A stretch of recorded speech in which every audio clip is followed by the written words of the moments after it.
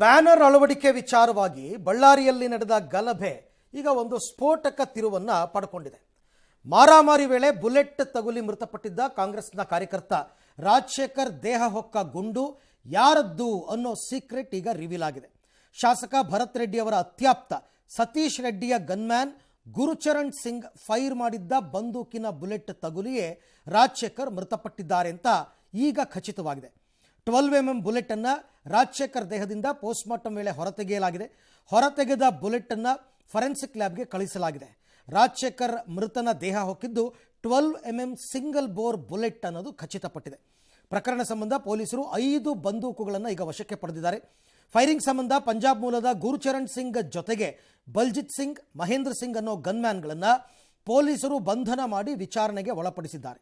ಗುರುಚರಣನನ್ನು ಆತನ ರೂಮ್ಗೆ ಕರ್ಕೊಂಡು ಹೋಗಿ ಪೊಲೀಸರು ಮಹಜರ್ ಮಾಡಿ ಬಳಿಕ SP ಕಚೇರಿಗೆ ಕರೆತಂದು ಫಿಂಗರ್ ಪ್ರಿಂಟ್ ಮತ್ತು ಕಣ್ಣಿನ ಟೆಸ್ಟನ್ನು ಮಾಡಿದ್ದಾರೆ. ಅಂದಹಾಗೆ 12mm ಬುಲೆಟ್ ಕೇವಲ 4ರಿಂದ 5 ಅಡಿ ದೂರದಲ್ಲಿ ಗುಂಡು ಹಾರಿದ ಕಾರಣ ಓರ್ವ ಮಾತ್ರ ಸಾವನ್ನಪ್ಪಿದ್ದಾನೆ. ಒಂದೊಮ್ಮೆ 10 ಅಡಿಗಿಂತ ದೂರ ಹಾರಿದಿದ್ರೆ ಬುಲೆಟ್ ಸ್ಪ್ರೆಡ್ ಆಗಿ ಇನ್ನಷ್ಟು ಜನರ ಪ್ರಾಣ ಹಾರಿ ಹೋಗುವ ಸಾಧ್ಯತೆ ಇತ್ತು.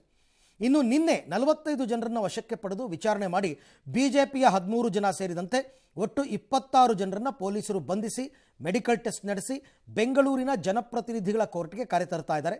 ಈ ಮಧ್ಯೆ ಆರೋಪಿಗಳ ಬಂಧನ, ಚಾರ್ಜ್ ಶೀಟ್ ಸಲ್ಲಿಕೆ ವಿಚಾರವಾಗಿ ಬ್ರೂಸ್ಪೇಟೆ ಪೊಲೀಸರು CID ಪೊಲೀಸ್ ವಿಭಾಗದ ಕಾನೂನು ಸಲಹೆಗಾರರಾಗಿರುವ ಮಹೇಶ್ ವೈದ್ಯ ಅವರ ಮೊರೆ ಹೋಗಿದ್ದಾರೆ. 6 ಪ್ರಕರಣ ದಾಖಲಾಗಿದೆ. 26 ಜನಗೆ ನಾವು ಅರೆಸ್ಟ್ ಮಾಡಿದ್ದೀವಿ. ತನಿಖೆ ಏನು ನಡ್ತಾ ಇದೆ. 6 ಪ್ರಕರಣ ದಾಖಲಾಗಿದೆ. 26 ಜನಗೆ ನಾವು ಅರೆಸ್ಟ್ ಮಾಡಿದ್ದೀವಿ. ತನಿಖೆ ಏನು ನಡ್ತಾ ಇದೆ. ಅನಧಿಕೃತವಾಗಿ ಸತೀಶ್ ರೆಡ್ಡಿ ಮತ್ತು ಭರತ್ ರೆಡ್ಡಿ ಅವರಿಬ್ಬರ ಜೊತೆ ಎಲ್ಲ ವಿಡಿಯೋಗಳಲ್ಲಿ ಆ ಗನ್ಮೆನ್ಗಳು ಓಡಾಡ್ತಾ ಇರೋದನ್ನ, ಆದ್ರೆ ಭರತ್ ರೆಡ್ಡಿ ಶ್ರೀಮತಿ ಅವ್ರ ಕಾರ್ ಇಳಿದ ತಕ್ಷಣ ಡೋರ್ ಇಂದ ಹಿಡಿದು ಅವ್ರ ಜೊತೆಯಲ್ಲಿ ಇದೇ ಗನ್ಮೆನ್ಗಳಿದ್ದಾರೆ. ಭರತ್ ರೆಡ್ಡಿ ಬಳ್ಳಾರಿ ನಗರದಲ್ಲಿ ಪಬ್ಲಿಕ್ ಅಲ್ಲಿ ಓಡಾಡ್ತಾ ಇರೋ ಟೈಮ್ನಲ್ಲಿ ಸಿನಿಮಾ ಹಾಡುಗಳೆಲ್ಲ ರೀಲ್ಸ್ ಹಾಕೊಂಡು ಏನ್ ಬಿಟ್ಟಿದಾರಲ್ಲ, ಅದು ಇದೇ ಗನ್ಮೆನ್ಗಳೇ ಇದ್ದಾರೆ. ಸೊ ಭರತ್ ರೆಡ್ಡಿ ಕುಟುಂಬದ ಜೊತೆ ಕೂಡ ಅವ್ರು ಇರೋ ಕಾರಣ ನಾವು ಅವ್ರ ಗನ್ಮೆನ್ಗಳಂತಾನೆ ನಾವು ಭಾವಿಸ್ತೀವಿ. ಹೋಗ್ಲಿ ಜನಾರ್ದನ್ ರೆಡ್ಡಿ ಮನೆ ಮೇಲೆ ಹೋಗಿ ಮುಗಿಸಿ ಬಂದ್ಬಿಡಿ ಅಂತ ಹೇಳಿ ಅವ್ರು ಸತೀಶ್ ರೆಡ್ಡಿ ಜೊತೆಗಳು ಕೊಟ್ಟು ಕಳಿಸಿದ್ದಾರೆ ಅಷ್ಟೇ. ರೈಟ್. ಪೊಲೀಸರು ಒಂದು ಅನುಮಾನದ ಮೇರೆಗೂ ಕೂಡ ಅವ್ರುಗಳನ್ನ ವಶಕ್ಕೆ ಪಡ್ಕೊಂಡಿರಲಿಲ್ಲ. ಈಗ ಅವ್ರ ದೇಹದಲ್ಲಿರೋ ಬುಲೆಟ್ಟು ಅವ್ರದ್ದು ಅನ್ನೋದು ಕನ್ಫರ್ಮ್ ಆದ್ಮೇಲೆ ಇನ್ ಕೇಸ್ ಅವ್ರೇನಾದ್ರೂ ಎಸ್ಕೇಪ್ ಆಗಿದ್ದರೆ ಏನು ಮಾಡಬೇಕಿತ್ತು? ಇಲ್ಲಿ ಒಂದು ವಿಚಾರ ನೋಡಿ, ಈಗ ಘಟನೆ ನಡೆದು ಹೋಗಿ 4 ದಿನ ಆಗೋಯ್ತು. 4 ದಿನ ಆಯಿತು, ರಾಜಶೇಖರ್ ಮೃತಪಟ್ಟಿದ್ದಾಯಿತು, ಅಂತ್ಯ ಸಂಸ್ಕಾರ ಆಯಿತು, ಎಲ್ಲ ಆಯಿತು. ಈಗ ಪೊಲೀಸರು ಕೂಡ ಪ್ರಾಮಾಣಿಕವಾಗೇ ತನಿಖೆ ಮಾಡ್ತಿದ್ದಾರೆ ಅಂತಲೇ ಅಂದ್ಕೊಳ್ಳೋಣ. ನನ್ನ ಪ್ರಶ್ನೆ ಇರ್ತಕ್ಕಂಥದ್ದು, ಈಗ ತುಂಬ ಜನ ಸೆಲೆಬ್ರಿಟಿಗಳು ಖಾಸಗಿಯಾಗಿ ತಮಗೆ ಬೌನ್ಸರ್ಗಳನ್ನ ನೇಮಕ ಮಾಡ್ಕೋತಾರೆ ಅಥವಾ ಗನ್ಮ್ಯಾನ್ಗಳನ್ನ ನೇಮಕ ಮಾಡ್ಕೋತಾರೆ. ಈ ಖಾಸಗಿ ಗನ್ಮ್ಯಾನ್ಗಳ ಪರಿಧಿ ಎಷ್ಟು? ಇದು ಸರ್ಕಾರ ಇವಾಗ ಖಚಿತಪಡಿಸಬೇಕಾಗುತ್ತೆ. ಈಗ ಕೆಲವರಿಗೆ, ಜನಪ್ರತಿನಿಧಿಗಳಿಗೆ, MLAಗಳಿಗೆ, ಮಿನಿಸ್ಟರ್ಗಳಿಗೆ ಸರ್ಕಾರದ ವತಿಯಿಂದಲೇ ಗನ್ಮ್ಯಾನ್ಗಳನ್ನು ನಿಯೋಜನೆ ಮಾಡಿಕೊಟ್ಟಿರ್ತಾರೆ. ಅವ್ರಿಗೆ ಸರ್ಕಾರದ ವತಿಯಿಂದಲೇ ಗನ್ಗಳನ್ನು ಮತ್ತು ಬುಲೆಟ್ಗಳನ್ನು ಪ್ರೊವೈಡ್ ಮಾಡಿರ್ತಾರೆ. ಅವ್ರು ಅದನ್ನು ಪ್ರತಿ ಪಿರಿಯಾಡಿಕಲಿ ಅದನ್ನು ಲೋಕಲ್ ಪೊಲೀಸ್ ಸ್ಟೇಷನಲ್ಲಿ ಲೆಕ್ಕ ಕೊಡ್ತಾ ಇರಬೇಕಾಗುತ್ತೆ. ಒಂದು ವೇಳೆ ಫೈರಿ ಮಾಡಿದ್ರೂ ಕೂಡ ಲೆಕ್ಕ ಕೊಡಬೇಕಾಗುತ್ತೆ. ಬಟ್ ಇವ್ರಿಗೆ ಅಕೌಂಟಬಿಲಿಟಿ ಯಾರು? ಪ್ರೈವೇಟ್ ಆಗಿ ನೀವು ನೇಮಕ ಮಾಡ್ಕೊಳ್ತಕ್ಕಂಥ ಗನ್ಮ್ಯಾನ್ಗಳಿಗೆ ಅಕೌಂಟಬಿಲಿಟಿ ಯಾರು? ಅವ್ರಿಗೆ ಫೈರ್ ಮಾಡೋ ಅಧಿಕಾರ ಇದೆಯಾ? ಮೊದಲನೇ ಪ್ರಶ್ನೆ.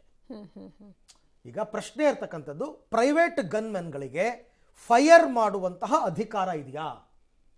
ಆಯ್ತಪ್ಪ, ಯಾರು ಅವರನ್ನು ನೇಮಿಸ್ಕೊಂಡಿರ್ತಾರೋ ಅವರ ಆತ್ಮರಕ್ಷಣೆಗಾಗಿ ನೀವು ಫೈರ್ ಮಾಡ್ಬೋದಾ? ಇದನ್ನ ಕ್ಲಾರಿಫೈ ಮಾಡಬೇಕು ಸರ್ಕಾರ.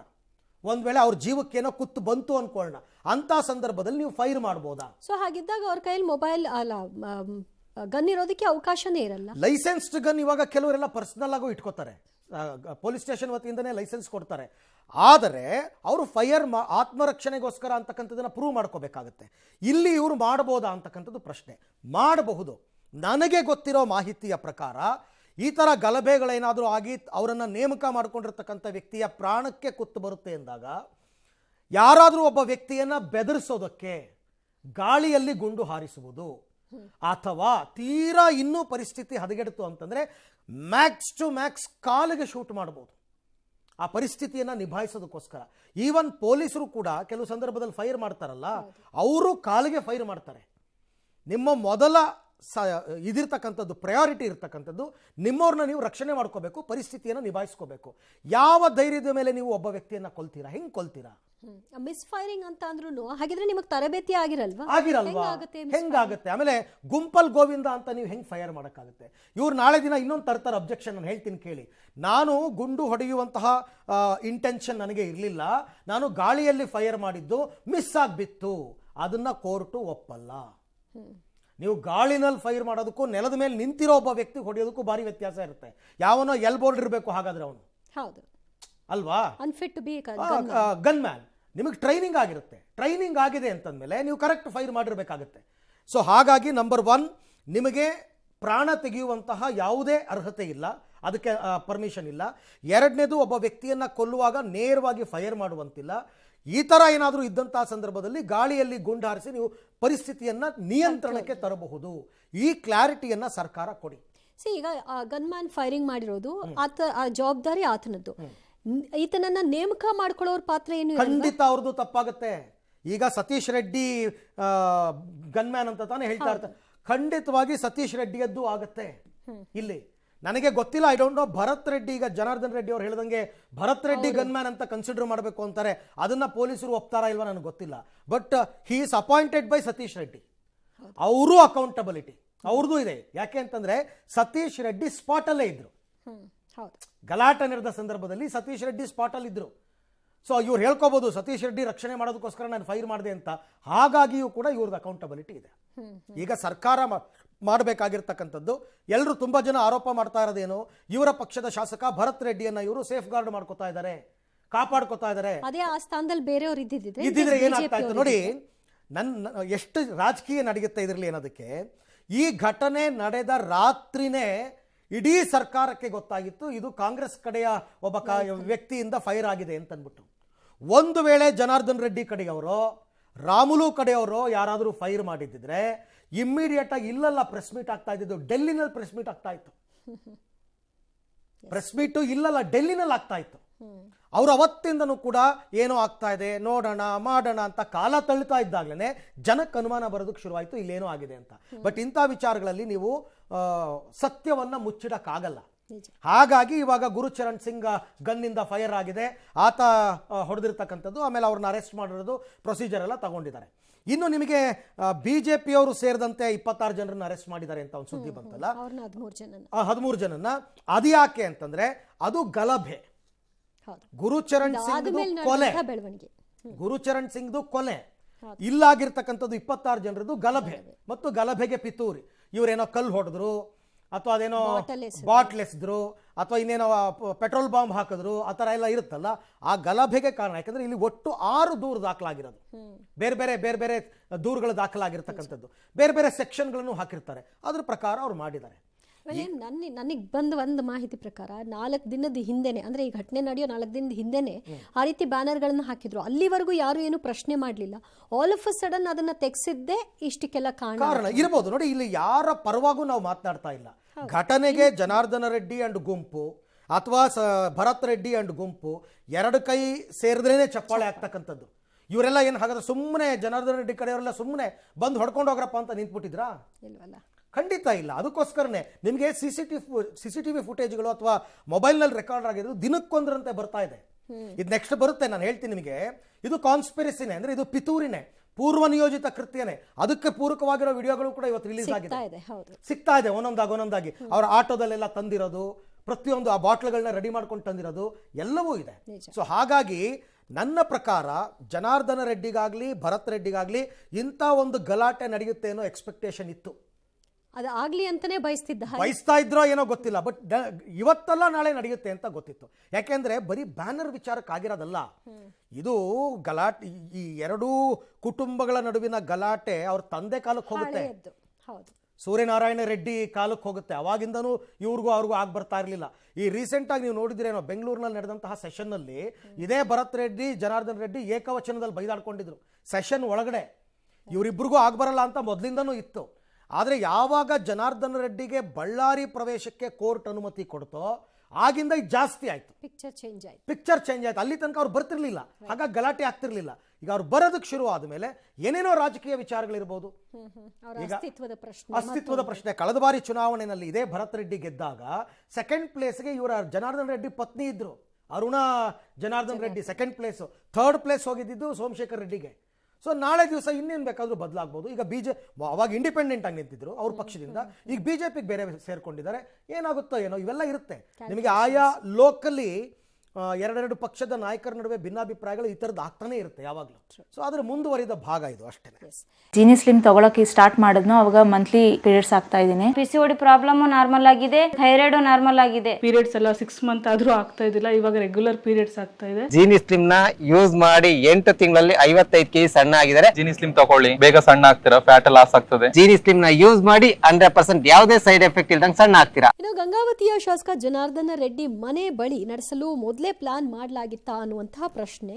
ಅದಕ್ಕೆ ಪೂರಕ ಎಂಬಂತೆ ಕೆಲವೊಂದಷ್ಟು ಸಾಕ್ಷ್ಯಗಳು ಕೂಡ ಲಭ್ಯವಾಗಿದೆ. ಜನಾರ್ದನ ರೆಡ್ಡಿ ನಿವಾಸದ ಮೇಲೆ ದಾಳಿ ನಡೆಸಲು ಕಿಡಿಗೇಡಿಗಳು ಖಾಲಿ ಬಾಟಲ್, ಪೆಟ್ರೋಲ್ ಬಾಂಬ್ಗಳನ್ನು ಆಟೋದಲ್ಲಿ ತುಂಬಿಕೊಂಡು ಬಂದಿರೋ ವಿಡಿಯೋಗಳು ಗೋಚರವಾಗಿದೆ. ಬಳ್ಳಾರಿ ಗಲಾಟೆ ಬೆನ್ನಲ್ಲೇ ತಮಗೆ ಮತ್ತು ತಮ್ಮ ಕುಟುಂಬಕ್ಕೆ ಝೆಡ್ ಶ್ರೇಣಿಯ ಭದ್ರತೆ ಒದಗಿಸಬೇಕು ಅಂತ ಕೇಂದ್ರ ಗೃಹ ಸಚಿವ ಅಮಿತ್ ಶಾ, ಸಿಎಂ ಸಿದ್ದರಾಮಯ್ಯ, ಗೃಹ ಸಚಿವ Parameshwar, DGP doctor MA Saleem ಅವರಿಗೆ ರೆಡ್ಡಿ ಪ್ರತ್ಯೇಕ ಪತ್ರವನ್ನು ಬರೆದು ಮನವಿ ಮಾಡಿದ್ದಾರೆ. ಜೊತೆಗೆ ಶಾಸಕ ನಾರಾ ಭರತ್ ರೆಡ್ಡಿ ಮತ್ತು ಸತೀಶ್ ರೆಡ್ಡಿಯನ್ನು ಬಂಧಿಸಬೇಕು, ಘಟನೆಯನ್ನು ನಿಭಾಯಿಸಿದ ಪೊಲೀಸ್ ಅಧಿಕಾರಿಗಳ ವಿರುದ್ಧ ಕ್ರಮ ವಹಿಸಬೇಕು, ಭದ್ರತೆ ನೀಡದೇ ಇದ್ರೆ ಮುಂದೆ ನನ್ನ ಮತ್ತು ಕುಟುಂಬದ ಮೇಲೆ ದಾಳಿ ನಡೆದರೆ ರಾಜ್ಯ ಸರ್ಕಾರವೇ ಹೊಣೆ ಅಂತ ಉಲ್ಲೇಖಿಸಿದ್ದಾರೆ. ಆದರೆ ಈವರೆಗೂ ನನಗೆ ಪತ್ರ ಬಂದಿಲ್ಲ ಅನ್ನೋದು ಗೃಹ ಸಚಿವ ಪರಮೇಶ್ವರ್ ಅವರ ಮಾತು. ಪೊಲೀಸ್ ಗನ್ ಹಾಗೂ ರಿವಾಲ್ವರ್ನಿಂದ ಫೈರ್ ಆಗಿಲ್ಲ, ಇದನ್ನ ಎಡಿಜಿಪಿ ಖಾತ್ರಿಪಡಿಸಿದ್ದಾರೆ ಅಂತ ಗೃಹ ಸಚಿವರು ಹೇಳಿದರು. ಖಾಸಗಿ ಗನ್ನಿಂದ ಫೈರ್ ಆಗಿರೋದು ಎಂದಿದ್ದಾರೆ. ಅಲ್ಲದೆ ಕಾಂಗ್ರೆಸ್ ಕಾರ್ಯಕರ್ತ ರಾಜಶೇಖರ್ ಪ್ರಕರಣವನ್ನು ಸಿಐಡಿ ತನಿಖೆಗೆ ಕೂಡ ಕೊಡುವುದರ ಬಗ್ಗೆ ಯೋಚನೆಗಳು ಮಾಡಲಾಗ್ತಿದೆಯಂತೆ. ಈ ಬಗ್ಗೆ ಸಿಎಂ ಸಿದ್ದರಾಮಯ್ಯ ಜೊತೆ ಮಾತನಾಡ್ತೀನಿ ಅಂತ ಹೇಳಿದ್ರು. ಅಗತ್ಯ ಬಿದ್ದರೆ ಸಿಐಡಿ ತನಿಖೆಗೆ ಒಪ್ಪಿಸ್ತೀವಿ ಅಂತ ಹೇಳಿದ್ದಾರೆ. 11ವರೆಗೆ ASP ರವಿಕುಮಾರ್ ಅವರು ಫೋನಲ್ಲಿ ಅವರ ನಂಬರಲ್ಲಿ ನಾನು ಮಾತಾಡಿದ್ದೀನಿ. 4 ಮಂದಿ ಗನ್ಮೆನ್ಗಳನ್ನ ಅರೆಸ್ಟ್ ಮಾಡಿ ವಿಚಾರಣೆ ಮಾಡಿದ್ದೀವಿ ನಿನ್ನೆಯಿಂದ ಕೂಡ. ಅದರಲ್ಲಿ ಆ ಗುಂಡನ್ನ ಹಾರಿಸಿರುವಂಥದ್ದು ಗುರುಚರಣ್ ಸಿಂಗ್ ಅನ್ನೋ ದೃಢಪಟ್ಟಿದೆ. ಭರತ್ ರೆಡ್ಡಿ ಹೆಂಡತಿ ಕೆಲವೊಂದು ಕಡೆ ಎಲ್ಲೆಲ್ಲಿ ಓಡಾಡ್ತಾ ಇದ್ದಾರೋ ಆ ವಿಡಿಯೋದಲ್ಲಿ ಕೂಡ ಇದೇ ಗನ್ಮೆನ್ಗಳೇ ಭರತ್ ರೆಡ್ಡಿ ಹೆಂಡತಿ ಜೊತೆಯಲ್ಲಿ ಇದ್ದಿದ್ದು. ಅಂದರೆ ಆ ಗನ್ಮೆನ್ಗಳನ್ನ ಭರತ್ ರೆಡ್ಡಿ ತಮ್ಮ ಕುಟುಂಬಕ್ಕೋಸ್ಕರ ಇಟ್ಕೊಂಡಿರುವಂಥ ಪ್ರೈವೇಟ್ ಗನ್ಮೆನ್ಗಳನ್ನ ಸತೀಶ್ ರೆಡ್ಡಿ ಜೊತೆ ಇಲ್ಲಿಗೆ ಕಳಿಸಿರ್ಬೇಕು ಅನ್ನೋದು ಒಂದು ಲೆಕ್ಕಾಚಾರ. ನನಗೇನು ಇನ್ನೂ ಬಂದಿಲ್ಲ.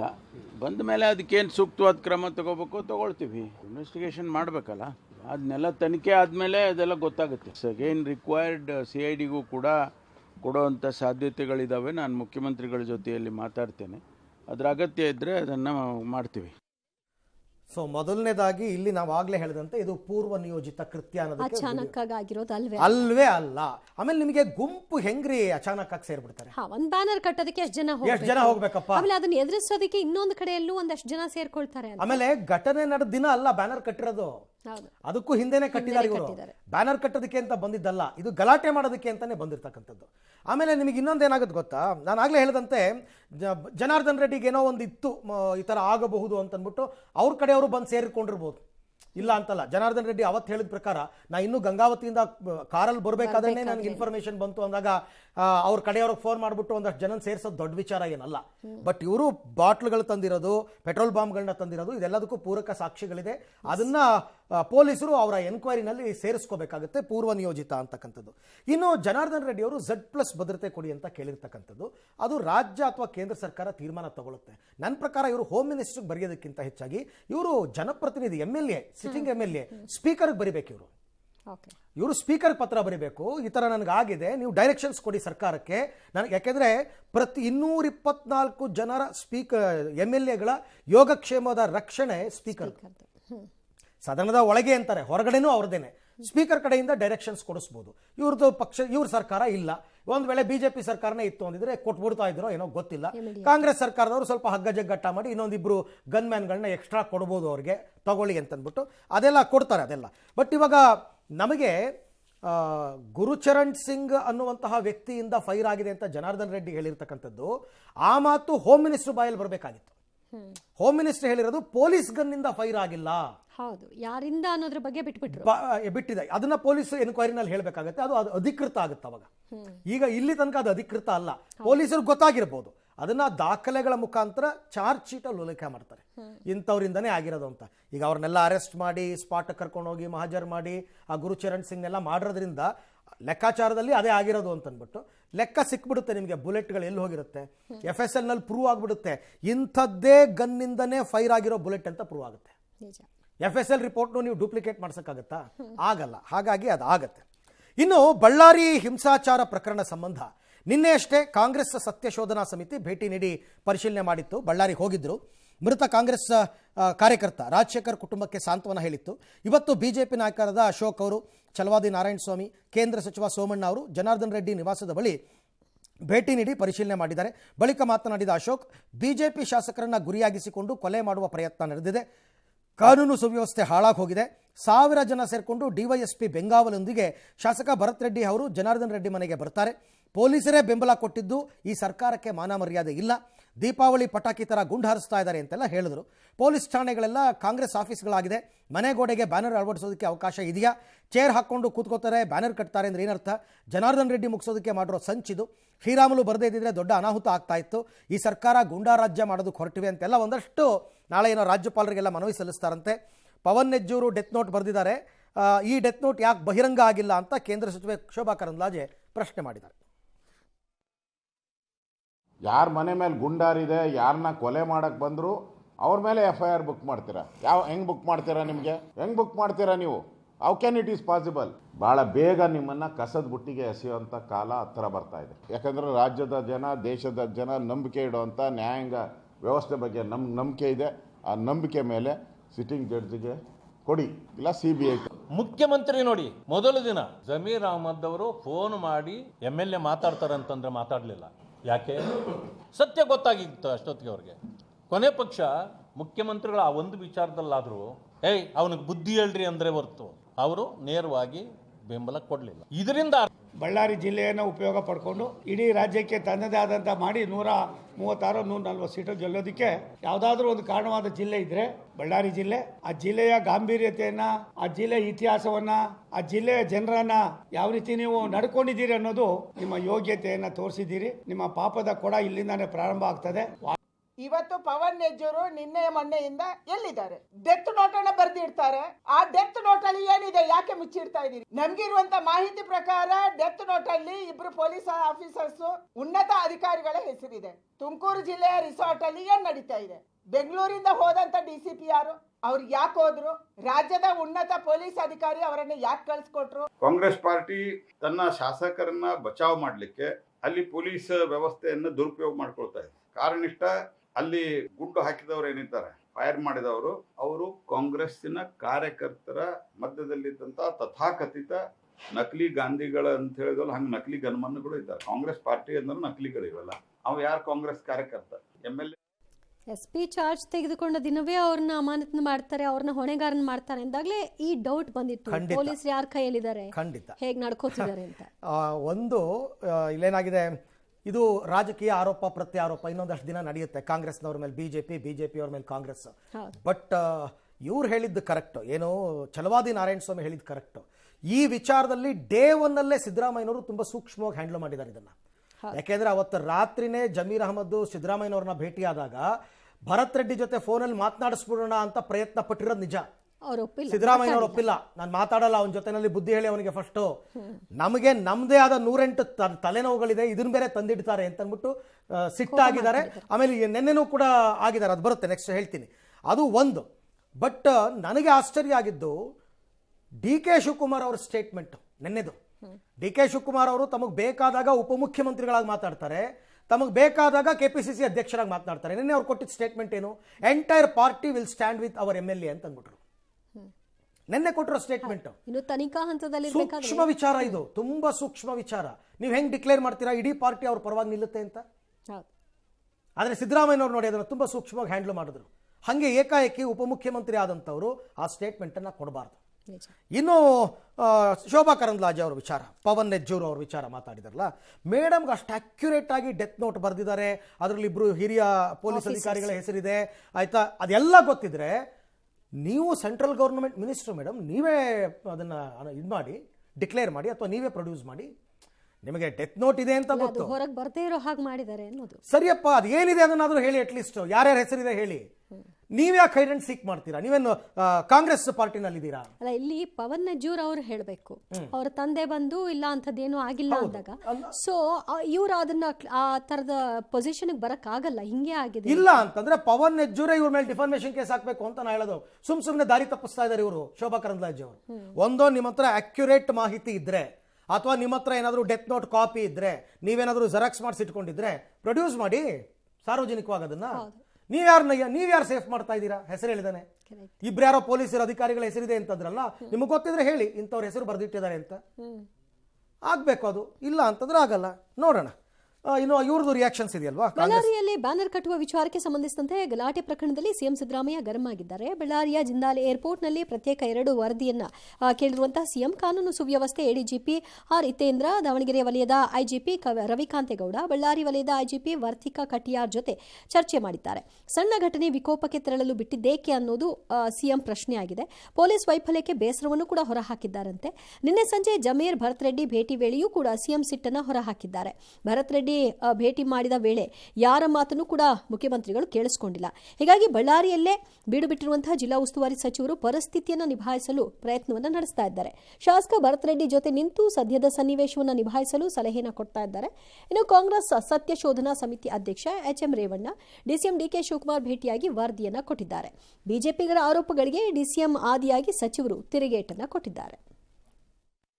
ಯಾರೇ ಆಗಿರ್ಲಿ ಕಾನೂನು ರೀತಿ ಕ್ರಮ ಕೈಗೊಳ್ಳಬೇಕು. ಎಲ್ಲಾ ಕಡೆನೂ ವಿಗ್ರಹಗಳನ್ನ ಇಡ್ತಾರೆ, ಅವ್ರ ಭಕ್ತಿ ಭಾವನೆಯಿಂದ ತೋರಿಸ್ತಾರೆ. ಅಸೂಯೆ ಯಾಕೆ ಪಡಬೇಕು? ವಾಲ್ಮೀಕಿ ಬರೀ ಒಂದು ಸಮುದಾಯಕ್ಕೆ ಸೇರಿದ್ದ? ವಾಲ್ಮೀಕಿ ಮಹರ್ಷಿ ಅಂದ್ರೆ ಎಲ್ಲರ ಆಸ್ತಿ. ಇವತ್ತು ನಾವು ರಾಮಾಯಣನ ವಾಲ್ಮೀಕಿ ಅವ್ರು ಬರೆದ್ರು, ಸೊ ನಾವೆಲ್ಲ ರಾಮಾಯಣ ಓದಿದಿಲ್ವೇ? ಬಳ್ಳಾರಿಯಲ್ಲಿ ಘಟನೆ ಬಗ್ಗೆ ಸತ್ಯ ಶೋಧನಾ ಸಮಿತಿಯನ್ನು ರಚಿಸಿ ಅಧ್ಯಕ್ಷರು ನಾನು ಮತ್ತು ಜಯಪ್ರಕಾಶ್ ಹೆಗ್ಡೆ ಅವರು ನಾವು ವಿಸಿಟ್ ಮಾಡಿದ್ವಿ. ನಿನ್ನೆ ಬೆಳಗ್ಗೆ 11 ಗಂಟೆಯಿಂದ ಸಂಜೆವರೆಗೂ ಅಲ್ಲಿಯ ಸಾರ್ವಜನಿಕರನ್ನ ಮತ್ತು ಪಕ್ಷದ ಪಂಚನೆಯವರನ್ನ ಸ್ಥಳದಲ್ಲಾಗಿರ್ತಕ್ಕಂಥ ಘಟನೆಯನ್ನ ನೇರ ನೋಡಿದಂಥವ್ರನ್ನ ಸ್ಥಳ ಪರಿಶೀಲನೆ ಎಲ್ಲವನ್ನು ಮಾಡಿ ಫ್ಲೆಕ್ಸ್ಗಾಗಿ ಗಲಾಟೆ ಶುರುವಾಗಿರ್ತಕ್ಕಂಥದ್ದು ಇದು ರಾಜಶೇಖರ್ ರೆಡ್ಡಿಯ ಪ್ರಾಣ ತೆಗೆದಿದೆ ಅಂತ ಹೇಳಿದ ಕಾರ್ಯಕರ್ತನ ಇದು ಖಂಡನೀಯ. 3 ದಿವಸದಲ್ಲೇ ವರದಿಯನ್ನ ಸಬ್ಮಿಟ್ ಮಾಡ್ತೇವೆ. ಬಹಳ ಸಣ್ಣ ಘಟನೆ, ಅದು ಆಗಬಾರ್ದಿತ್ತು. ನೋಡೋಣ, ತನಿಖೆ ಮಾಡ್ತಿದ್ದಾರೆ ಪೊಲೀಸರು, ತಪ್ಪಿಸ್ತಾರೆ ಯಾರಂತಾರ ಕ್ರಮ ಕೈಗೊಳ್ತಾರೆ. ಅಧಿಕಾರಿಗಳನ್ನ ಸಸ್ಪೆಂಡ್ ಮಾಡ್ಲಿಕ್ಕೆ ಅದೇ ಕಾರಣ. ಮ್ಯಾನೇಜ್ ಮಾಡಬಹುದಿತ್ತು, ಅವ್ರು ಸರಿಯಾಗಿ ಮಾಡ್ಲಾರ್ಕೆ ಇದು ದೊಡ್ಡ ಅನಾಹುತ ಆಗಿದೆ. ಆದ್ರೂ ಕೂಡ ಪೊಲೀಸರು ನಿಯಂತ್ರಣ ಮಾಡಿದ್ದಾರೆ. ಈಗೇನಂತ ವಾತಾವರಣ ತಿಳಿಯಾಗಿದೆ. ಅತ್ಯಂತ ದುರದೃಷ್ಟ. ಬಳ್ಳಾರಿಯಲ್ಲಿ ಜನಾನ್ ರೆಡ್ಡಿ ಅವರಿದ್ದಾಗ ಯಾವ ರೀತಿಯಲ್ಲಿ ಬಳ್ಳಾರಿಯಲ್ಲಿ ಒಂದು ರೀತಿಯ ಆತಂಕದ ಒಂದು ವಾತಾವರಣವನ್ನು ನಿರ್ಮಾಣ ಮಾಡಿದ್ರು. ಅವರ ಒಂದು ಕುಮ್ಮಕ್ಕಿನಿಂದ ನಡೀತಾ ಇದೆ. ಇದು ಸರಿಯಲ್ಲ. ಸನ್ಮಾನ್ಯ ಮುಖ್ಯಮಂತ್ರಿಗಳು ತನಿಖೆಗೆ ಆದೇಶ ಮಾಡಿದ್ದಾರೆ. ಬಳ್ಳಾರಿಯಲ್ಲಿ ಆಗಿರ್ತಕ್ಕಂಥ ಘಟನೆ ಈಗಾಗಲೇ ಅದನ್ನ ಎನ್ಕ್ವೈರಿ ನಡೀತಾ ಇದೆ, ಚರ್ಚೆ ಮಾಡ್ತಾ ಇದ್ದಾರೆ. ಯಾಕಂದ್ರೆ ಇನ್ನು ಪ್ರಿಲಿಮಿನರಿ ರಿಪೋರ್ಟ್ ತಗೊಂಡು ಅದೊಂದು ಫೈನಲ್ ತೀರ್ಮಾನ ಮಾಡ್ತೀವಿ ಅಂತ ಮಾನ್ಯ ಮುಖ್ಯಮಂತ್ರಿಗಳು ಮತ್ತು ಗೃಹ ಸಚಿವರು ಹೇಳಿದ್ದಾರೆ. ಅದ್ರ ಪ್ರಕಾರ ಆಗುತ್ತೆ.